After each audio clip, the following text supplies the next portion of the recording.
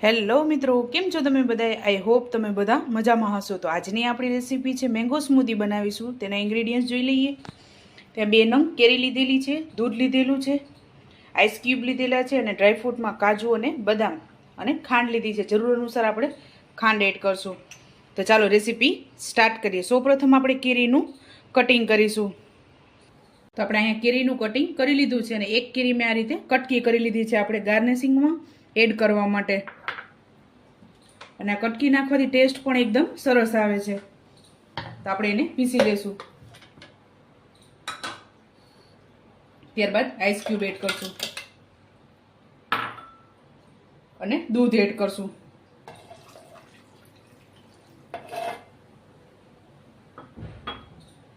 ત્યારબાદ જરૂર અનુસાર ખાંડ એડ કરશું. અહીંયા મેં નાની 1 ચમચી લીધેલી છે, કારણ કે કેરી મીઠી છે. તે ટેસ્ટ અનુસાર તમારે ખાંડ એડ કરવાની રહેશે.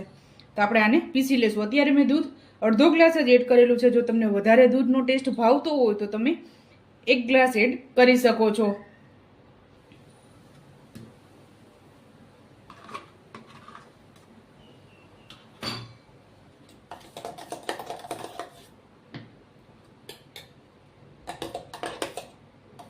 તો એકદમ આ રીતે આપણે એકદમ સરસ પીસાઈ ગયું છે. આ રીતે આપણે ઘાટું જ બનાવવાનું છે, કારણ કે સ્મૂધી આપણે ચમચીથી પી શકીએ તે રીતે બનાવવાનું છે.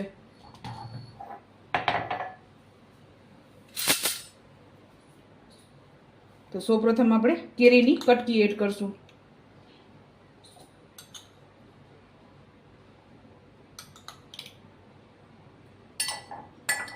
આપણે 3 ચમચી જેટલી કેરીની કટકી એડ કરેલી છે. ત્યારબાદ આપણે કાજુ એડ કરશું. આમાં કાજુનો ટેસ્ટ એકદમ સરસ લાગે છે તેના માટે. અને થોડીક બદામ એડ કરશું.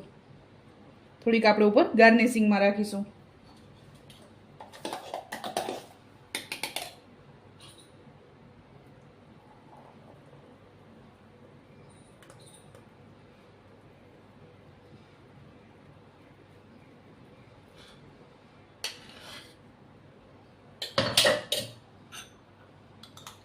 ત્યારબાદ આપણે ઉપર કેરી એડ કરશું.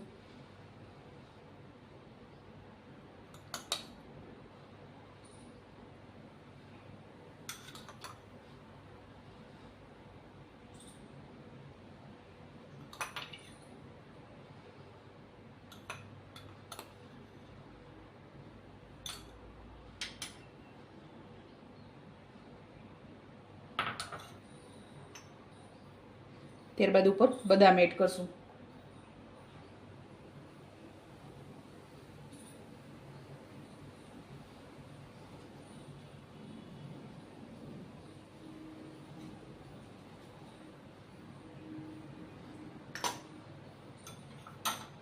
તો આપણે આ તૈયાર થઈ ગયું છે.